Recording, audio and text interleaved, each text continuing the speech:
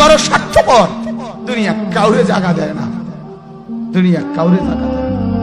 এত মজবুত ফাইলিং করে যেই বিল্ডিং বানাইলাম, দুনিয়া তারে থাকতে দেয় না।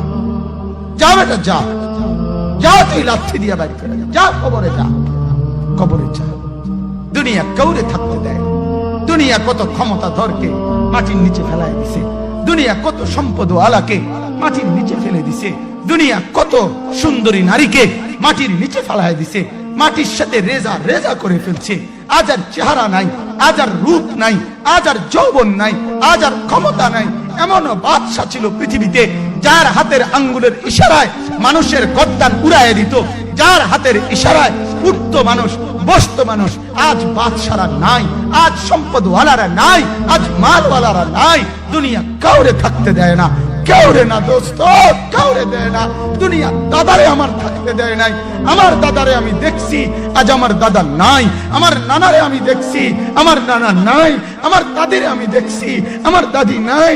আমার নানিরে আমি দেখছি, আমার নানি নাই। আমার বাবারে আমি দেখছি, 14 লক্ষ টাকা বাবার পেনশনের আমি সব ডাক্তারের পিছনে খরচ করে ফেলছি, বাড়ির ফসলের জমি বিক্রি করে ফেলছি। আমার বাপ যেন না মরে বারবার বারে হসপিটালে নিছি, কিন্তু দুনিয়া আমার বাপকে থাকতে দেয় নাই। আমার বাপ কবরে চলে গেছে, দুনিয়া কাউরে থাকতে দেয় না, কাউরে না, কাউরে না, কাউরে না, কাউরে না। আমার বাপ দুনিয়া কাউরে থাকতে দেয় না। তুমি থাকবা না, তুমি থাকবা না। দুনিয়ার ধোকায় পড়ো না বাপ, দুনিয়ার ধোকায় পড়ো না। মাকে বুঝান, আজ মারা বেসামাল হয়ে গেছে, আজ বোনেরা বেসামাল হয়ে গেছে, বেপরদার উৎসব তুলে দিছে। এটা যেন আল্লাহর সাথে যুদ্ধ করছে। আল্লাহ করোনা না, তুমি আরো কিছু দাও, আমরা বেপরদিকে ছাড়বো না।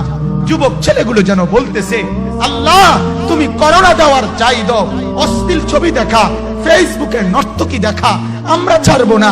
দেখি তুমি কি করতে পারো, তুমি যা করার করো। দোকানদার ব্যবসায়ীরা হারামের লেনদেন করা বন্ধ করছে না, সুদখোর সুদ ছাড়ছে না, ঘুষখোর ঘুষ ছাড়ছে না, নাফরমান আর জিনাকার ব্যভিচারী এরা কেউ কিছু ছাড়ছে না। বেহায়ার বেপর্দা নারী তার অশ্লীলতার বেহায়াপনা ছাড়ছে না। মুসলমান তার ঘরে টেলিভিশনের নর্তকীর আওয়াজ তো বন্ধ করছে না। হায় করোনা কিভাবে যাবে, আযাব কিভাবে যাবে বলেন, বলেন, বলেন আপনারা।